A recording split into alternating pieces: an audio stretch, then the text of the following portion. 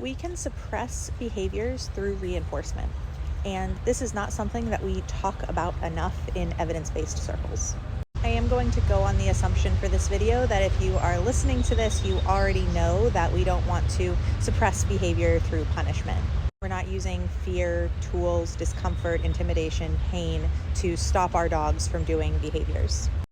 But really, the take is that we don't want to suppress our dog's behaviors, and we can do that through reinforcement.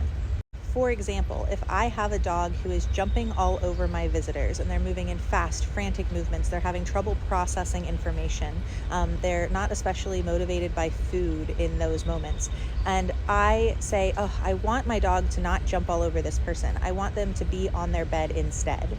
I can potentially teach my dog through positive reinforcement to be on the bed instead. But that's not going to do anything for the conflicting emotions that they're feeling or the high level of arousal that they're feeling.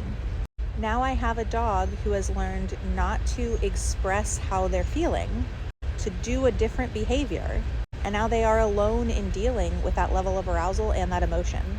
And not only can this be potentially a much harder road, it's going to be much harder, more difficult to teach that dog that behavior when we're not addressing the underlying function of the behavior.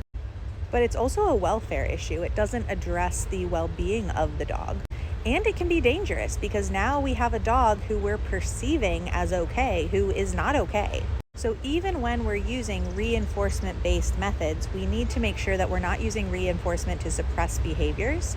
And we need to make sure that operant conditioning is not the only lens or even the main lens through which we are addressing our dog's welfare concerns, their stress levels, the way they navigate the world, our relationship with them.